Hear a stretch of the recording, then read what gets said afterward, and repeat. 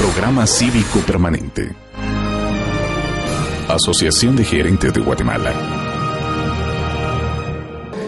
No me queda más que agradecer la participación de todos ustedes aquí y ceder la palabra al candidato doctor Alejandro Yamatei para que puedan arrancar los 20 minutos de su exposición. Muchas gracias. Muy buenas noches, mucho gusto de estar acá con ustedes. Gracias a la Asociación de Gerentes de Guatemala por la participación que nos dan abiertamente en este foro cívico. Yo solo quisiera decir dos cosas. Alejandro Yamatei y Óscar Zamora, junto al Partido Casa, venimos a edificar y a plantar una nueva nación, tomando como base nuestro mensaje que estamos llevando a toda la República. Los buenos somos más. Tenemos la certeza que sobre los buenos podemos edificar más. Y en esta edificación reforzaremos las instituciones para hacer un Estado fuerte, tanto político como económico, en la que tendremos que participar todos los guatemaltecos para la recuperación económica de Guatemala. Sabemos que en el actual gobierno plantó discordia, enemistad y rompimiento entre todas las instituciones. Pero sabemos también que lograremos edificar una institucionalidad de Estado para dejarlo a las futuras generaciones. Para ello tendremos que enfrentar de manera frontal los dos pilares que creemos que han creado los mayores problemas de nuestro país: la pobreza y la corrupción, los cuales trabajaremos como política de Estado para los próximos 20 años para su erradicación, ya que estudios nos demuestran que existe al momento hasta un 78% de la población en pobreza y pobreza extrema. Por un lado y por el otro, la corrupción atacándonos en todos los lados, en los tres organismos del Estado, los cuales, de no controlarse, terminará en la ingobernabilidad que nadie queremos en esta bella Guatemala. Una de las cosas que vale la pena reflexionar es sobre la manipulación que en este evento electoral se ha venido dando de muchísimas maneras. Una manipulación que ojalá fuera con fines de mejorar el país, pero no lo es. Es con el fin de que la vida de millones de personas sigan entre el hambre, la miseria, la pobreza, el llanto, el dolor y la muerte. Nuestro país, este 11 de septiembre, va a decidir, o quieren que se decida, sobre personas a las que les interesa a los sectores poderosos de este país, poderosos desde el punto de vista económico y poderosos desde el punto de vista del crimen organizado y del narcotráfico. Nuestro país hoy está en riesgo. Un plan de gobierno que no entienda, que no comprenda, que no es planteando políticas represivas como va a poder sacar adelante este país, está equivocado. Un programa de gobierno que apueste al populismo también tiene que entender que está equivocado, que lo que hoy necesita Guatemala es iniciar un combate frontal contra la pobreza. La manipulación que hoy estamos viendo hace copartícipes a muchas personas de esa manipulación y la vemos a diario. La vemos como medios de comunicación se prestan al cierre de espacios para que personas no puedan decir lo que tienen que decir de este país, pero también hacen que otras personas caigan en ese error, porque al final lo que pretenden es que el electorado crea que única y exclusivamente la forma de enfrentar los problemas del país es armando, como alguno lo pretende, fuerzas de tarea como las que ocasionaron en 1982 al 85 gravísimos problemas a nuestra nación. Nosotros deseamos enfrentar y hacer un gobierno que se caracterice por tener una visión de largo plazo. Decir que este país va a cambiar en 100 días es imposible, matemáticamente imposible, pero pretender que todos los guatemaltecos somos ignorantes y que no lo entendemos es peor aún, porque hoy el guatemalteco reflexiona, medita, analiza e incluso percibe la manipulación de eventos y percibe la manipulación de encuestas en donde lo único que les interesa es hacer aparentar que vivimos en una democracia, la cual en Guatemala hoy en día no existe. Nuestro país está en manos de quienes hay que combatir. Hay que combatir la pobreza, porque 78% de los guatemaltecos están en pobreza. Hoy nuestro país es un país de clase pobre, teniendo recursos naturales con los cuales podríamos salir adelante. Hoy nuestro país tiene tasas de desnutrición equivalentes a las de Somalia o Somalia en África, pero también estamos condenando a este país a que no pueda ser competitivo, porque simple y sencillamente millones de puntos de coeficiente intelectual se pierden al año porque nuestros hijos simple y sencillamente no van a tener los nutrientes necesarios para hacer que tengan la capacidad intelectual que Dios les dio y poderla desarrollar en la vida. No queremos maras, pero este año más de 150,000 jóvenes se van a incorporar a la vida productiva del país y menos de 7,000 van a encontrar empleo formal. Un programa de gobierno que no entienda, que no comprenda que el común denominador de nuestros problemas es la pobreza, está muy distante no solo de conocer la verdad del país, sino que no pretende resolver los problemas. Y el segundo de los temas es la corrupción. No podemos erradicar la falta de seguridad, la falta de nutrición, la falta de salud, la falta de educación, la falta del deterioro del medio ambiente y de tantos otros males como los temas económicos con la corrupción rampeante que hay en Guatemala. Este gobierno, cuando se retire, se habrá gastado más de 200,000 millones de quetzales. Y yo no he oído a nadie, incluyendo la iniciativa privada, que en muchos casos está privada de iniciativa, protestar dónde está el dinero. ¿Dónde está el dinero que deberían de estar hoy en nuestras carreteras, en mejores escuelas, en mejores hospitales, que deberían de estar en mejor calidad de vida al final para los guatemaltecos? Simple y sencillamente el dinero no está porque ese dinero fue ineficientemente utilizado o simple y sencillamente parado en las bolsas de quienes hoy gobiernan. Lograr romper con la corrupción y la pobreza es principiar a hablar de la resolución de nuestros problemas. Por supuesto que hay que hablar del tema de seguridad, por supuesto que hay que hacerlo. Pero no debe creerse que se puede resolver los problemas en 100 días cuando tenemos una fuerza policial que nadie pretende transformar.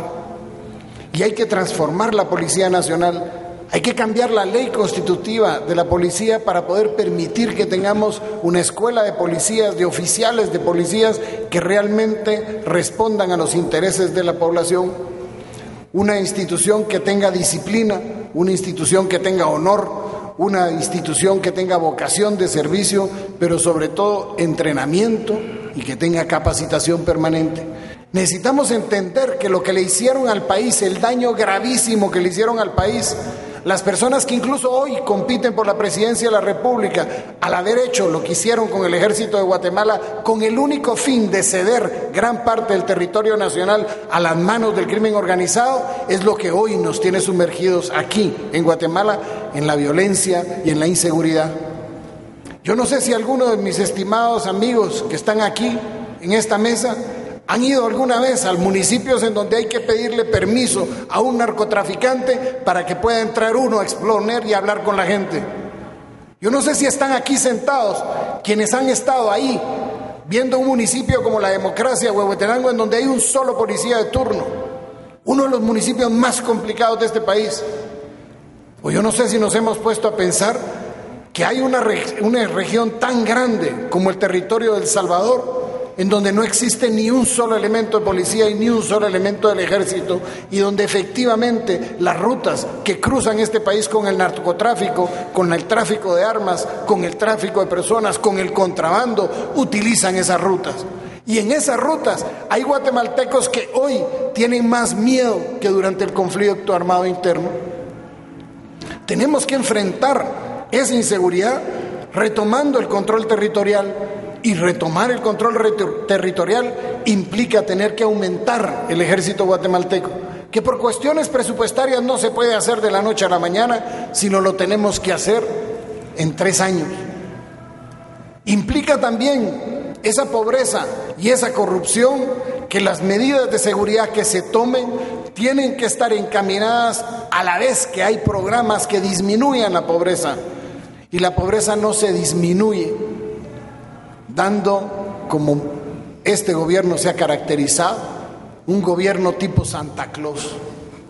Tenemos que darle de comer, sí, pero darle de comer a los niños, darle de comer a los ancianos que están en peligro de muerte, a ese 1.000.000 de personas que están en peligro de muerte. A ellos les tenemos que dar de comer. Al resto tenemos que darle las oportunidades para que puedan producir. Pero que puedan producir, sí, bajo la tónica de un Estado que fomente esas oportunidades. Y que puedan producir, sí, porque tengan la capacidad de saber qué es lo que van a hacer y cómo lo van a hacer.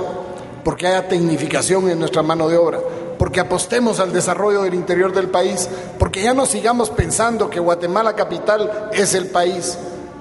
Nuestro gran problema es el abandono en el que tenemos el interior del país, en donde tenemos que fomentar ese desarrollo rural que hoy por hoy ha sido un sueño y no una realidad.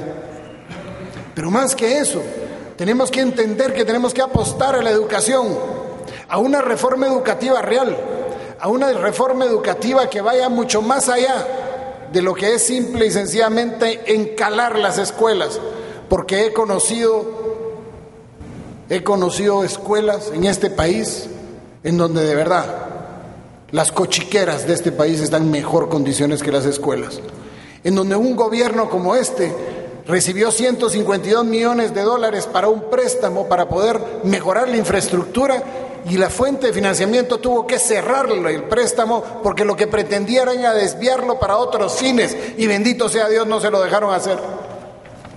Pero no solo se trata de mejorar las condiciones, se trata de acabar con esa farsa de educación en donde hay un maestro multigrado para darle en el mismo lugar, al mismo tiempo, la clase a varios niños de distintos grados en el mismo aula al mismo tiempo.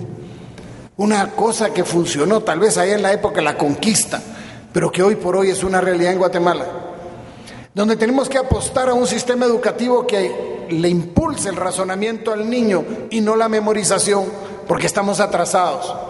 Según los expertos en educación, las revistas especializadas, Guatemala ocupa el último lugar honrosamente en calidad educativa. ¿Cómo vamos a ser competitivos?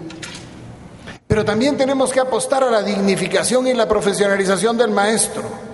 Y cuando hablamos de la dignificación y la profesionalización, no tenemos que ver única y exclusivamente creer que por el lado del aumento salarial es la manera que se dignifica un maestro. Se dignifica un maestro porque sepa lo que va a hacer, cuándo lo va a hacer, por qué lo va a hacer. Pero también tenemos que apostar a la descentralización educativa, porque es mentira que este país pueda dejar de tener a los niños en las escuelas, faltando a las escuelas, porque el padre los necesita, porque representan más comida en su mesa y necesitan el trabajo. Y entonces, ¿por qué hacer el ciclo educativo igual para todo el país? ¿Por qué no atrevernos a dar una auténtica descentralización en donde los departamentos puedan tener los ciclos educativos acordes a los ciclos agrícolas? Para que podamos ser un país en donde podamos trabajar y en donde podamos generar lo que hoy por hoy nos está haciendo falta: comida y educación. Y resulta que por eso no tenemos una auténtica democracia en Guatemala, porque aquí a la gente se le sigue manipulando, y se le manipula en todos los niveles. Se manipula desde el más pobre y el ignorante con un espejito, hasta incluso el más encumbrado de los empresarios de este país, con encuestas falsas. Pero si la gente estuviera educada, si la gente estuviera capacitada, no habrían esas personas que nos trataran de manipular. Educar, educar y educar es la única y auténtica resolución de muchos de nuestros problemas, porque junto con la pobreza vamos a lograr cambiar la historia de este país. Hoy hablamos de salud y decimos que queremos una población más sana, pero sin embargo nuestras niñas de 13 a 15 años principian a ser madres, porque simple y sencillamente no tuvieron la oportunidad de la educación. No han terminado de formar su cuerpo y ya están dando vida. Esa niña no educa, cría. Hay una gran diferencia entre ambos conceptos. Tenemos que aprender que la educación nos va a ayudar a rebajar nuestros niveles de insalubridad y de la mortalidad que tenemos en el país, que es una de las más altas de América y en muchos casos del mundo. Tenemos una ley que fomenta la seguridad alimentaria, pero sin embargo no se enseña en nuestras escuelas la educación alimentaria, cuando es tan fundamental para que la podamos sacar adelante. Tenemos que apostar a la reactivación económica de este país, con un gobierno de reglas claras, que sea honesto, que esté sujeto a la fiscalización pública, que se atreva a ser honesto, que le abra los libros a la sociedad para que se sepa dónde, cuándo, cómo se gasta, para que las reglas sean claras y algún día podamos atraer a la inversión nacional y extranjera. Hoy se van huyendo de este país y el no contar con inversión nos trae más problemas y volvemos a entrar en un círculo vicioso. Cambiar la historia de este país no es sencillo, no es de 4 años, mucho menos de 100 días. Guatemala no necesita canciones. Guatemala necesita soluciones, y soluciones serias. Y a ustedes, estimados amigos, que a muchos de ustedes los conozco, porque me han acompañado a lo largo de este mes y medio de libertad que llevo, y mes y medio de estar luchando contra la corriente, quiero aprovechar, ya que estamos entre amigos, a invitarlos a que sigamos luchando con más esfuerzo que nunca para lograr que este país cambie y sea diferente, porque este es nuestro país. Y como lo dije en CNN, luchar por este país vale la pena. Y vamos a luchar contra viento y marea, contra quien se nos ponga enfrente, porque nuestra obligación es no pasar a la historia como una generación de vergüenza, que sea señaladas por las otras generaciones porque no se atrevió a hacer lo correcto y cambiar el país. Estimados amigos y amigas, es el momento de abrir los ojos. Es el momento de ahora o nunca. Es el momento de no estar aquí en 4 años lamentándonos por no haber hecho lo correcto. Es el momento de levantarnos, de unirnos, de prepararnos para luchar todos juntos por esa Guatemala que nos merecemos, pero sobre todo que se la merecen a quienes más amamos, nuestros hijos y los hijos de nuestros hijos. Que Dios los bendiga, pero especialmente que Dios bendiga a Guatemala. Vamos a arrancar con el licenciado de la Riva con la primera pregunta. ¿Qué indicadores de gestión propone su administración para evitar abusos por parte de los funcionarios del Estado y proveedores de servicio de salud que permitan mejorar la calidad de los servicios y el gasto? Muchas gracias. En primer lugar, mi secretario privado no va a ser el distribuidor más grande de medicamentos y el dueño hoy de todos los asteriscos, dobles asteriscos y triples asteriscos del contrato abierto. Estamos hablando, licenciado de la Riva, de que en la salud pública la corrupción mata. Y mata igual que un marero por un celular. Aquí hay quienes matan por medicinas. Nosotros lo que planteamos es un servicio de salud que va encaminado en 2 aspectos fundamentales. El primero de ellos es la prevención. No puede ser que en este país se sigan muriendo de enfermedades prevenibles por vacunación los niños. Y todo porque simple y sencillamente no hay una red fría para mantener las vacunas en los centros y puestos de salud. Y entonces hay que hacer grandes campañas de un solo día o de 2 días, porque si no a los 2 días ya no sirven las vacunas, porque no se mantuvieron en refrigeración. En el año 2011 hay puestos y centros de salud que no pueden tener vacunas. No apostamos a la prevención. cuando es mucho más barato prevenir que tener que lamentar, decía mi abuela, y sigue estando vigente eso. Hoy preferimos atender hospitales atiborrados de gente que asisten a los hospitales porque no hay otro lugar a donde poder asistir. Prevención es uno de los grandes retos y es una de las grandes batallas que hay que dar para construir un sistema eficiente de prevención. Doctor, siguiendo con el tema de la prevención, también tenemos un tema de prevención en el lado de la seguridad, y es que tenemos en el sector joven de la población, que es la mayoría, un exceso de desocupación. Se estima que aproximadamente el 60% de los jóvenes entre 12 y 15 años, 40% entre los jóvenes de 12 y 15 años y el 60% entre 15 y 18 están desocupados, ni estudiando, ni trabajando, ni preparándose, y resultan ser caldo de cultivo para el crimen organizado, la delincuencia común, las maras. ¿Qué programas específicos tiene su plan de gobierno para fomentar la ocupación de esta juventud que representa un gran riesgo para ellos mismos, para la seguridad del país y para estar en peores condiciones en el futuro? El día de ayer en un foro en la antigua Guatemala sobre el tema de la juventud expusimos ampliamente lo que pretendemos hacer con la juventud, especialmente la juventud que está en riesgo, en donde lo que hay que principiar a hacer es darles calidad de vida, o que puedan ganarse una mejor calidad de vida, haciendo que sus manos valgan mucho más a través de oficio y tecnificación, cosa que actualmente no existe. Si ustedes se echan un colazo por todos los institutos técnicos de Guatemala, se van a encontrar que de técnicos no tienen nada, en donde el Estado prohibió que los mismos alumnos pudieran llevar sus materiales, y hoy tenemos personas que aprenden a hacer carpintería pero sin madera, o aprenden mecánica sin motores que reparar, porque están esperando a que un día le llegue la ayuda del Estado.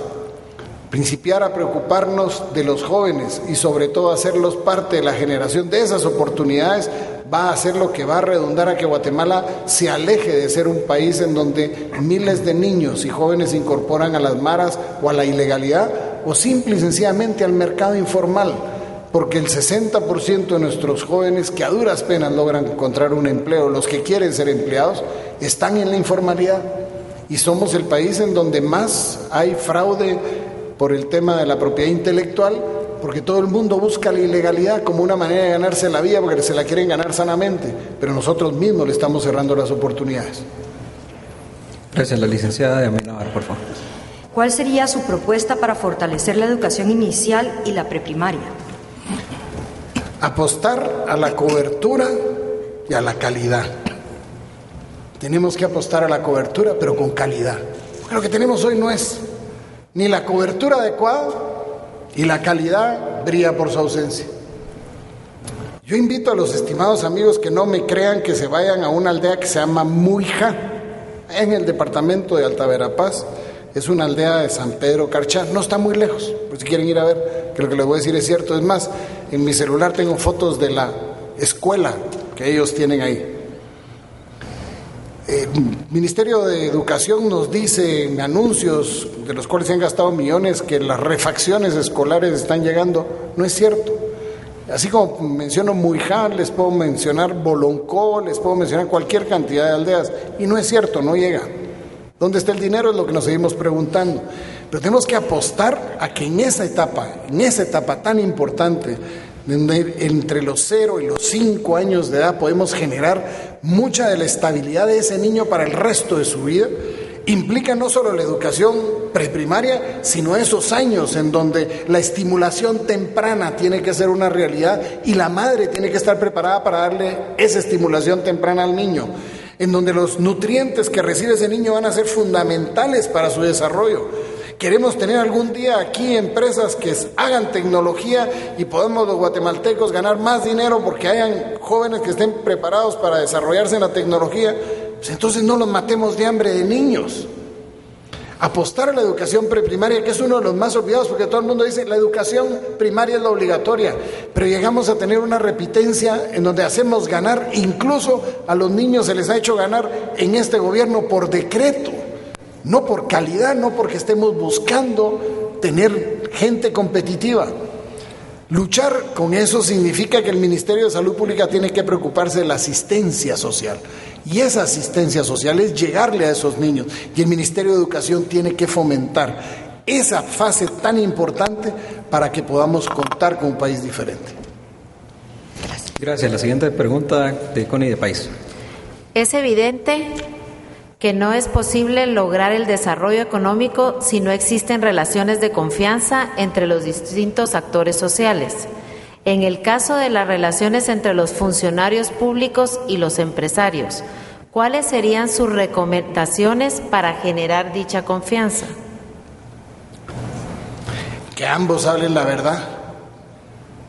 No hay confianza y credibilidad entre empresarios y gobierno porque ni los políticos creen en los empresarios, ni los empresarios en los políticos. Es más, los empresarios escogen mal a los políticos y los impulsan incluso a los equivocados.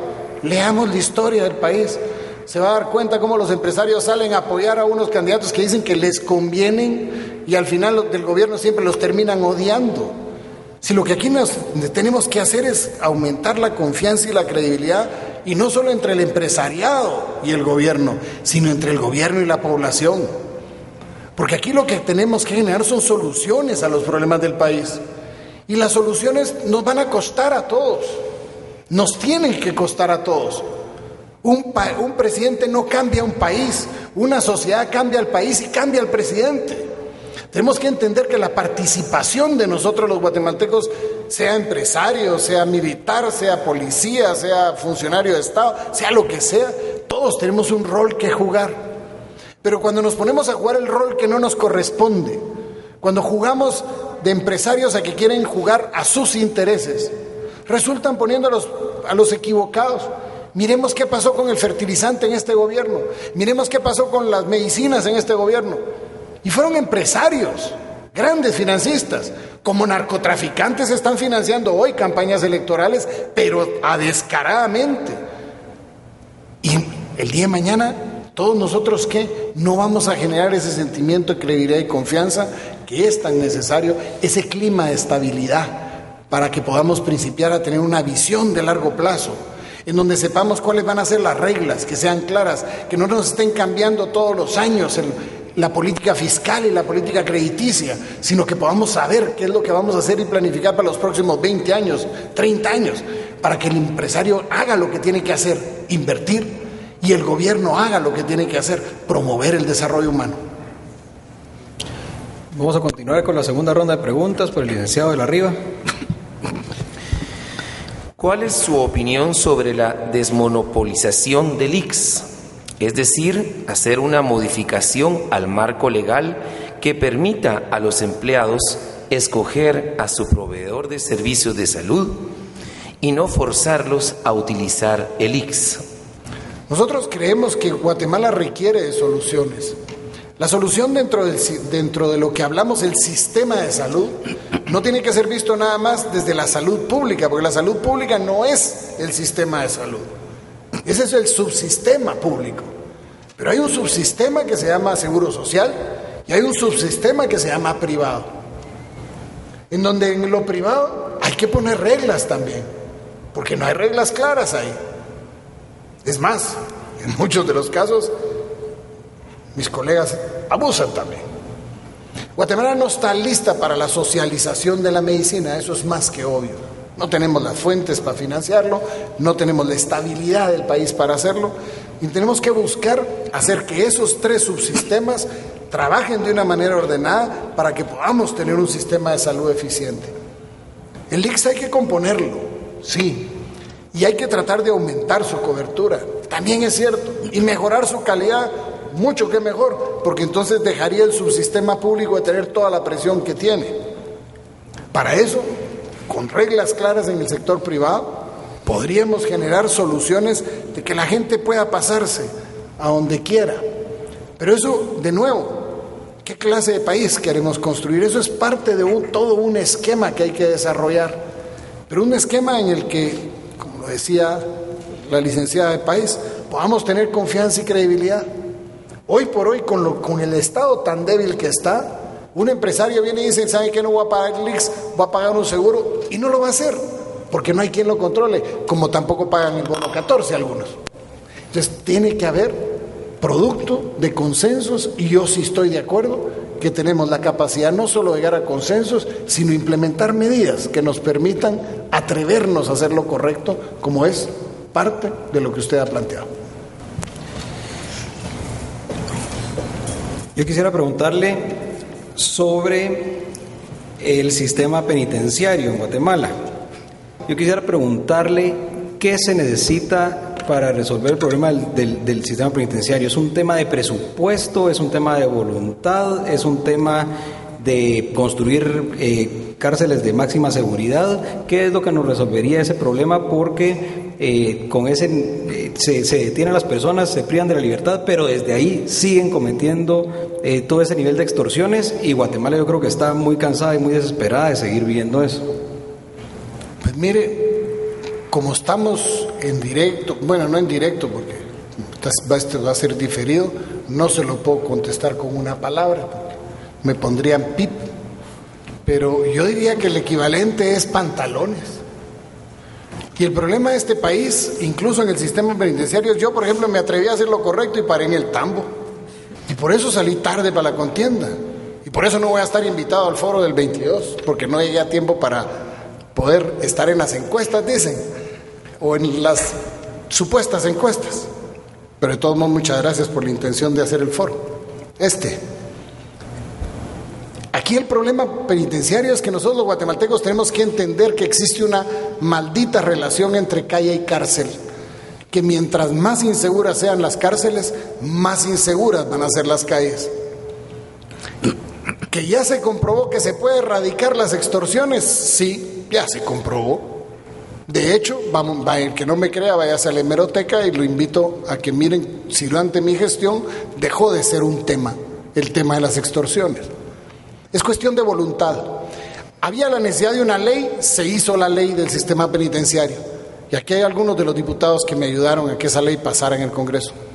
Pero no solo eso, se necesitaba un reglamento que aplicara la ley, y han pasado 6 ministros de gobernación y no han hecho el reglamento. ¿Por qué? Porque es simple. Al crimen organizado no le conviene un sistema penitenciario que rehabilite. No le conviene un sistema penitenciario en donde el que la haga y el que la quiera hacer mal y la quiera seguir haciendo mal ahí, sea colocado en una cárcel de máxima seguridad. No le conviene. En Guatemala, 2 de cada 100 delitos contra la vida llegan a condena. 2. Tenemos la tasa más pequeña de América de personas privadas de libertad versus la tasa más alta de América de homicidios. Y la diferencia se llama tasa de impunidad. Nosotros, los guatemaltecos, tenemos en nuestras manos la posibilidad de hacerlo. Y es porque simple y sencillamente no exigimos como sociedad que los gobiernos cumplan con su deber. Licenciada Amenábar, por favor. Tomando en cuenta que hay muchos jóvenes que no tienen acceso a la educación secundaria, por lo que no están adquiriendo las competencias para la vida y para el trabajo, temas esenciales para erradicar la pobreza, ¿de qué forma considera usted que podría fortalecerse la educación secundaria, extraescolar o el desarrollo de estos jóvenes? De 2 maneras. En primer lugar, Guatemala tenemos que entender que no todos nuestros jóvenes van a llegar a ser universitarios. Tenemos que principiar a promocionar esa capacitación de lo que yo le digo, capacitarle las manos para que valgan. Por lo menos hagámoslo por interés, si quieren. Un joven que sepa un oficio, si se tiene que ir de mojado a los Estados Unidos, por lo menos nos va a valer más allá y nos va a mandar más dinero. Entonces, veámoslo, si quieren, interesadamente, pero a esa persona démosle la posibilidad. Guatemala no ha querido desarrollarlo, pero ha sido por falta de voluntad. Si nosotros hiciéramos un instituto por cabecera departamental, en donde existiera un verdadero y auténtico plan de becas, no sería una cifra multimillonaria que invertir, porque encima de todo, en muchos de los lugares, la infraestructura ya existe. Lo que no hay es la voluntad de quererla hacer de que funcione. Nosotros podríamos estar capacitando. El gobierno es parte del INTECAP Y podríamos, aumentando la ayuda al INTECAP, con parte de esos recursos que se van en la asquerosa corrupción que hay, ¿con cuántas plazas fantasmas hay en el Ministerio de Educación? Válgame Dios. ¿Cuánto podríamos hacer para poder aumentar, para que el INTECAP pudiera también ser el otro vehículo para hacerlo? Hay soluciones, hay para el país. Lo que pasa es que pasa por ser honrado, y pasa por ser honesto, y pasa por integrar equipos de trabajo que vayan con esa mentalidad. ¿Y sabe qué es lo bueno, licenciada? Que en el tema de educación, gente que pueda trabajar, que sea honrada, que ame ese trabajo tan digno como educación, lo hay. Pero muchos de ellos no han podido ser ni parte del gobierno, ni se han atrevido. Y hoy lo que nosotros decimos, esa gente debería estar en el gobierno, ser parte de esos equipos y poder hacer que tengamos eficiencia. Gracias. Gracias, licenciada de País. La siguiente pregunta, por favor. Usted habla de lo importante que es para el desarrollo de nuestro país la inversión extranjera. ¿Qué medidas concretas propone para promoverla? Ay, Dios santo, hijo de las tantas que hay que hacer. La primera de ellas es que tenemos que principiar porque este país demuestra de que va a llegar a ser seguro algún día. Porque inversión extranjera que quiera venir a Guatemala hay. Guatemala geoestratégicamente mejor ubicado no puede estar. Tan está bien ubicado que lo que deberíamos estar usando para bien lo están usando para mal. Porque nuestra ubicación geoestratégica es hoy utilizada para el crimen organizado. Pero nosotros lo deberíamos estar haciendo para producir. Pero aquí el inversor extranjero se asusta. En primer lugar, desde que abre la puerta de la oficina a la que va a ir a pedir el primer formulario para hacer su empresa en Guatemala, le principian a pedir mordida. En segundo lugar, se tardan años en darle su permiso. En tercer lugar, cuando al fin logra tener su permiso y trae su dinero, lo secuestran, lo extorsionan, etcétera, etcétera. Cuando nosotros tenemos una gran posibilidad, por ejemplo, nosotros decimos, ¿por qué no principiar a hacer la inversión extranjera en los municipios más pobres del país? En donde los podamos convertir en zonas francas, en donde el inversor llegue a esos municipios más pobres del país y podamos generar, a través del monto de la inversión, la cantidad de años que no pague impuesto a cambio de que capacite a la población y 7 de cada 10 empleos sean de esa población.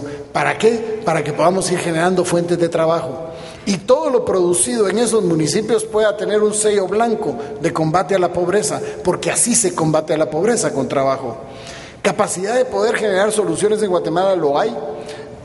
Pero si nosotros mismos estamos, por ejemplo, no queremos entender que podemos ser un Cancún en Guatemala, en Punta Manabique, pero sí lo entendieron quienes pusieron unos grandes cuchumbos ahí de ¿cómo se llama?, gas propano, y nos están destruyendo Punta Manabique. Eso no es inversión extranjera. Eso es daño permanente a un lugar que debimos haber utilizado los guatemaltecos para generar riqueza para el resto del país, por ejemplo. Pero ¿dónde estuvimos los guatemaltecos cuando hicieron esa aberración? O cuando nos están destruyendo la Laguna del Tigre. O que ahora que le entregaron la concesión para que puedan explotar todas las arenas de Guatemala del Pacífico para sacar hierro. Significa la destrucción de nuestro medio ambiente en forma bestial, donde miles de campesinos que se dedican, o de pescadores que se dedican a la pesca, no van a tener pescado, no van a tener peces que ir a pescar. O sea, tenemos que entender que lo que tenemos que apostar es una inversión extranjera que nos genere trabajo, que nos genere estabilidad, pero sobre todo una inversión extranjera que venga para quedarse, no para saquearnos. Vamos a tener que pasar a la siguiente pregunta. Peor. Gracias. Licenciado Arriba, por favor. De acuerdo a estudios realizados, más del 20% de la población de nuestro país, alrededor de 2.5 millones de personas, no tienen acceso a algún tipo de servicio de salud, y la calidad y capacidad para resolver problemas con que cuentan actualmente los servicios públicos son limitados. ¿Cómo piensa ampliar la cobertura de dichos servicios y con qué recursos financieros? Gracias. En primer lugar, usando bien los que existen, porque dicen que el presupuesto del año entrante va a ser de 58,000 millones de quetzales. Este país es tan rico, tan rico, tan rico que cada gobierno que llega roba más que el anterior y todavía deja para el siguiente. Guatemala tiene un hospital ubicado en Varías, Huehuetenango. Ha sido inaugurado por 2 gobiernos. Estamos pagando el préstamo con el que se equipó. Tienen todas las plazas, pero usted váyalo a ver. No existe un solo equipo. ¿Qué lo hicieron? Habría que ver quién se lo clavó. ¿Dónde están todas las personas que ahí están trabajando? Nada. El hospital se está cayendo y las mujeres se siguen muriendo porque entre Varías y Huehuetenango, cuando está lloviendo, son de 6 a 8 horas de recorrido. Y las mujeres que están a punto de parir con complicaciones se mueren. ¿Le interesa a alguien? No. No podemos ni siquiera utilizar la red que ya existe. Poner a funcionar lo que tenemos debe de ser fundamental y principiar a regionalizar la atención de servicios de salud. Utilizar los recursos adecuadamente, pero principiar a rescatar una red que ahí está, en el abandono. Ahí está en el abandono. Hay municipios que tienen un centro de salud y 6 puestos de salud, y vaya a ver usted cuántos están abiertos. Tal vez con suerte 2. Nosotros mismos no lo estamos usando. ¿Pero por qué? Porque no hay voluntad, no hay deseo. Podemos aumentar a 6% del producto del presupuesto al Ministerio de Salud, que sería lo ideal, buenísimo. Pero el problema es, ¿vamos a aumentar los recursos solo por aumentarlos, para que siga incrementándose la corrupción? ¿O lo vamos a hacer para que sea eficiente? Gracias. Y retomando el tema que acaba de cerrar con el tema de la corrupción, yo quisiera preguntarle al licenciado Zamora, ¿qué acciones van a tomar cuando ustedes vean funcionarios públicos participando de actos de corrupción? Si en este momento se sacará a luz lo que es la ley de probidad, ¿cuántos en aquel momento firmaron esa ley y cuántos en este momento no pueden ni presentarla? Queremos trabajar con la transparencia. La Vicepresidencia de la República tiene una Comisión Nacional de Transparencia, que si a este momento le ponemos el ojo, podemos decir que exactamente no ha llevado nada ni a nadie adelante para poder decir esta persona es culpable. Y una de sus atribuciones exactas es esa: velar el cumplimiento de lo que se está haciendo dentro del gobierno. Adicionalmente, ¿qué es lo que vamos a hacer nosotros también en el momento de poder comenzar a tocar un centavo? Vamos a tener que justificar lo que es el asunto tributario. Yo creo que la justicia tributaria debe de ser definitivamente exacta. Debe de que todos tenemos que pagar en esta Guatemala. No podemos ya seguir escabulléndonos y rechazando ese pago correspondiente. Adicionalmente, tenemos que tener seguridad jurídica para poder estar transparentando totalmente todo el gasto público. Creemos de que Guatemala ya se merece gente que pueda trabajar consciente, eficientemente, pero honesta y honradamente. Gracias. Licenciada Amenábar, por favor. ¿Considera que la participación de los padres podría ayudar a mejorar la gestión de los centros educativos y estimular a que los niños y niñas superen sus niveles de rendimiento? Si es así, ¿de qué forma puede fortalecerse dicha participación? El padre y la madre son, por mucho, la clave del éxito en que el hijo pueda desarrollarse a su mejor nivel, y no los podemos alejar. En Guatemala lo tienen un poco rechazado y sobre todo no les gusta a cierto tipo de maestros porque dice que es injerencia y que esa injerencia les impide a ellos hacer bien su trabajo. No, es que también no van nada más que a la MMJ, martes, miércoles y jueves. Entonces quieren al padre de familia lejos para que no reclame. Cuando nosotros tenemos que buscar la calidad, la excelencia educativa, y para eso necesitamos padre y la madre, no solo para que controlen al maestro, no es eso, sino para que sean parte de esa enseñanza, de ese concepto de enseñanza, de ese aprendizaje que los padres muchas veces no tienen, que les tenemos que dar ahí. Gracias. Siguiente pregunta de Connie de Pais, por favor.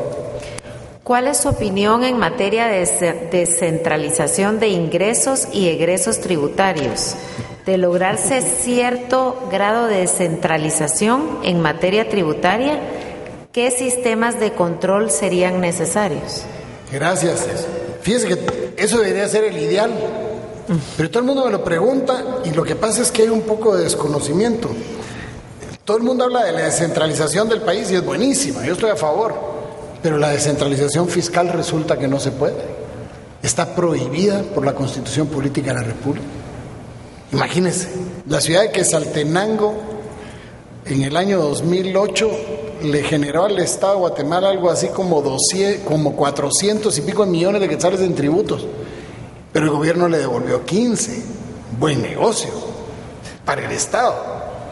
Y el gran problema que hay es que de cada quetzal que los guatemaltecos pagamos en impuestos, 87 centavos se van en gastos de operación y funcionamiento, 10 para pago de la deuda y 3 para inversión social. Cuando uno de los grandes problemas que deberíamos estar atacando es que parte de los impuestos que se generan en la comunidad se queden en la comunidad. Yo no estoy diciendo que el 100%, porque el Estado tiene que vivir de algo, el gobierno tiene que vivir de algo, pero sí una buena parte. ¿Para qué? Para que a través de la fiscalización social podamos garantizarnos que eso le quede y se haga.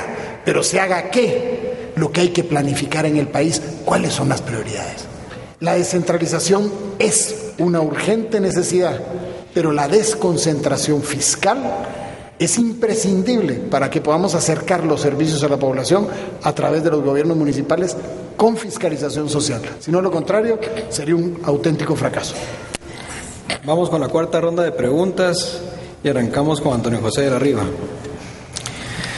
Actualmente existen 10 instituciones relacionadas con el tema nutricional, que en conjunto en el 2010 representaron un presupuesto de más de 2 millones. Ahora bien, los programas de estas instituciones no se encuentran articulados, no se evalúa internamente y se desconoce cómo contribuyen a prevenir la desnutrición infantil. ¿Solo 2 millones, digo? Sí. 2000, perdón. Sí, perdón. 2 millones que sí, hubiera sido bueno, igual hicieron con 2,000 como que hubieran sido 2, nada. Bueno, la verdad que ahora vamos a cerrar la pregunta aquí. ¿Cómo plantean dentro de su plan de gobierno lograr un liderazgo interinstitucional que permita ejecutar políticas integrales destinadas a solucionar este tipo de problemas? En este gobierno la pobreza ha crecido, en el mejor de los cálculos, dicho por los estudios, el 15%. O sea, ¿tuvo algún impacto? No. ¿Ha crecido la desnutrición? Sí. ¿Ese dinero le ha llegado a la persona correcta? No. ¿Por qué?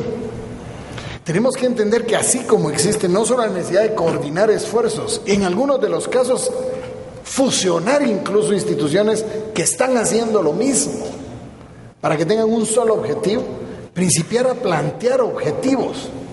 Tenemos que decir tenemos que implementar a la vez que se da alimento, tenemos que enseñar a comer, porque no se enseña a comer, ni a la madre ni al alumno. Aquí la clase de comida se pasa.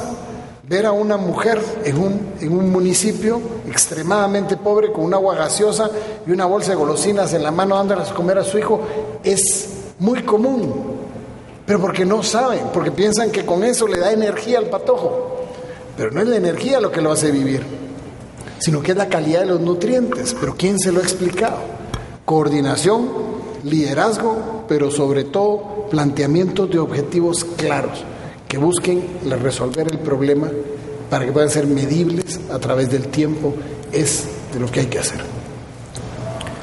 Doctor, usted mencionaba al inicio de su exposición que tomaría unos 3 años recuperar el territorio nacional o recuperar parte del territorio nacional.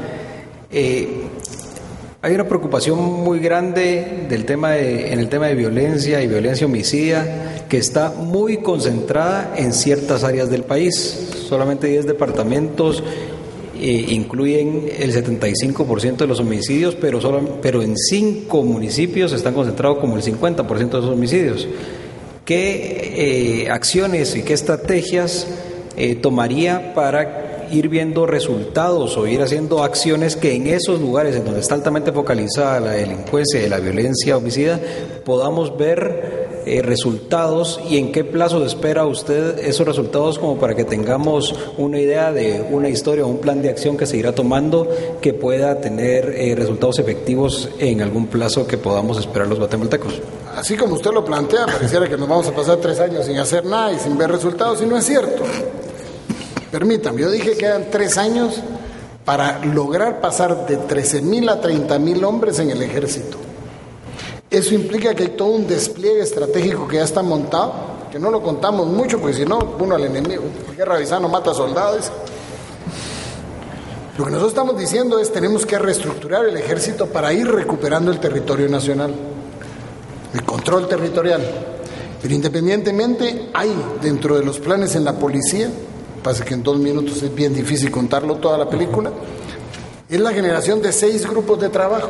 Esos 6 grupos de trabajo que van a ser escogidos y seleccionados de esos 23,000 policías que actualmente tenemos, se van a dedicar a la atención de los 6 principales tipos de crimen que estamos viviendo y que hay que controlar, con el que usted controlaría el 80 y pico % de la problemática que estamos viviendo.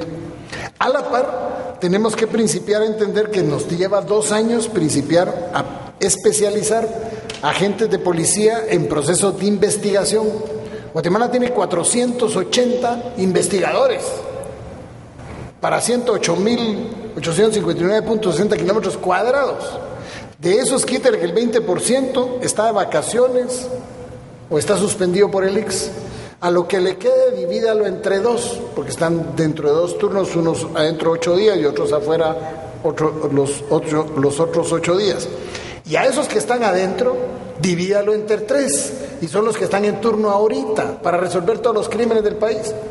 Guatemala debería tener por lo menos 5,000 agentes investigadores. Pero ¿qué es lo que pasa? Que no ha habido la voluntad de querer resolver los casos, porque el negocio es no resolverlos. El tema es, desde el primer día se van a ver acciones, pero que entendamos que no se puede decir que van a ser en 100 días, ya todos los guatemaltecos vamos a estar fumando la pipa de la paz. Eso no es cierto. Es una gran mentira. ¿Nos puede extender ahí cuáles son esos 6 grupos?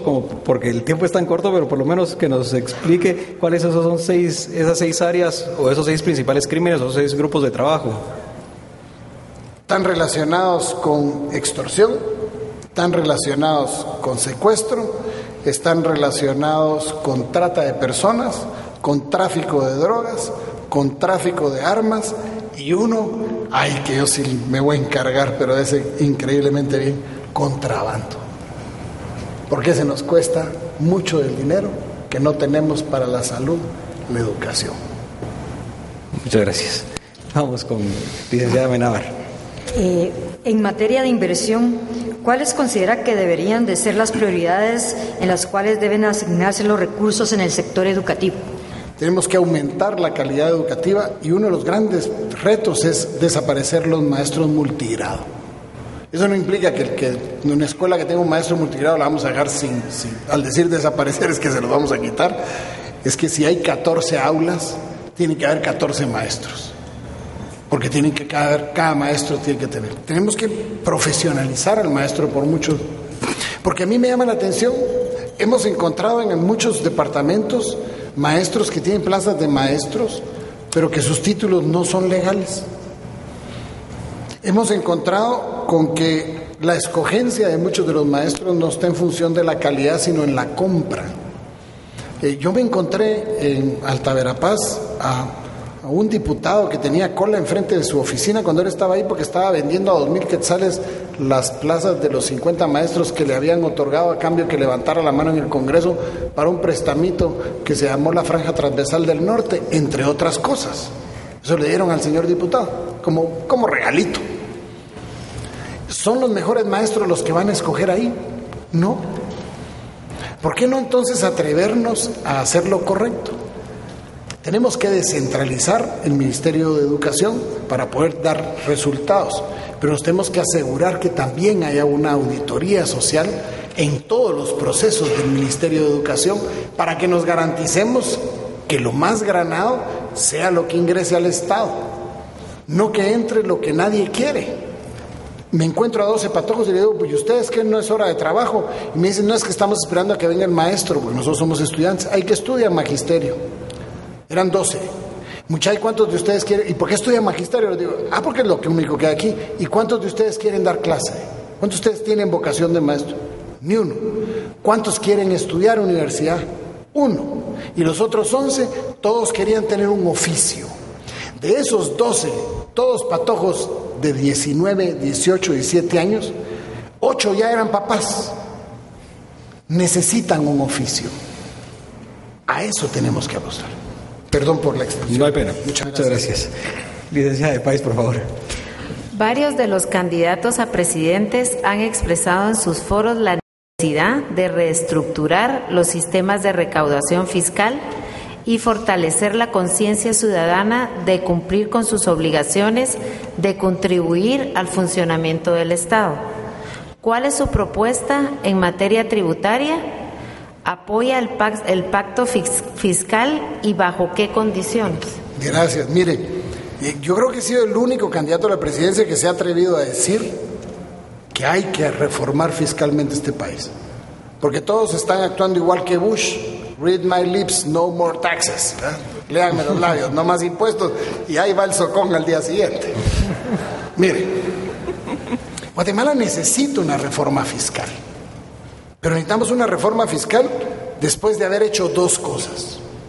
La primera es que tengamos confianza los guatemaltecos que lo que están invirtiendo el gobierno lo está haciendo en forma correcta. Porque hay que quitar la banderita esa de no pago impuestos, porque para que se lo claven mejor no pago. Es lo que dicen la mayoría de los guatemaltecos. Eso lo tenemos que demostrar. En segunda instancia, tenemos que aumentar la base tributaria. Porque no es correcto que digamos, sí, hay que subir los impuestos. Usted, señores, que nace y paga los impuestos, entonces ahí se los subo. Pero usted, señor de la arriba, no los paga, entonces, mire, no se preocupe, no los va a pagar, todos los va a pagar él. Que no es lo correcto. El año pasado, yo creo que sí los paga, hago la aclaración.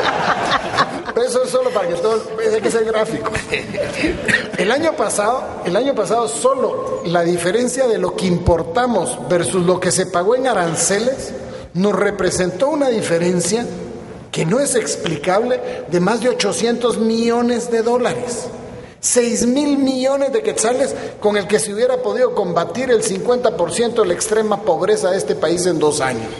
Eso fue lo que representó uno de los actos de corrupción. ¿Con qué cara le vamos a decir a los guatemaltecos? A esos que están evadiendo hay que caerles. A los que están contrabandeando hay que caerles. Y entonces sentémonos a planificar en el ínterin que estamos siendo honestos, trabajando honestamente y persiguiendo a quien evade y a quien contrabandea. Principiemos a pensar, definiendo el país que queremos, cuánto nos va a costar y cómo vamos a hacer para que podamos enfrentar lo que hay que hacer paso a paso. Porque el Ministerio de Educación necesita 11,000 millones, buenísimo, pero ahorita serían más para corrupción. Muchas gracias. Ya estamos muy cerca del 11 de septiembre y el mensaje que queremos enviarles a todos es que por favor vayan a votar, sean muy responsables, piensen bien su voto. En las manos de todos nosotros los guatemaltecos está el futuro de nuestro país. En nombre de la Asociación de Gerentes de Guatemala, muchas gracias a los candidatos, muchas gracias a los que nos acompañan y por favor terminemos con un aplauso para los señores de casa. Buenas noches.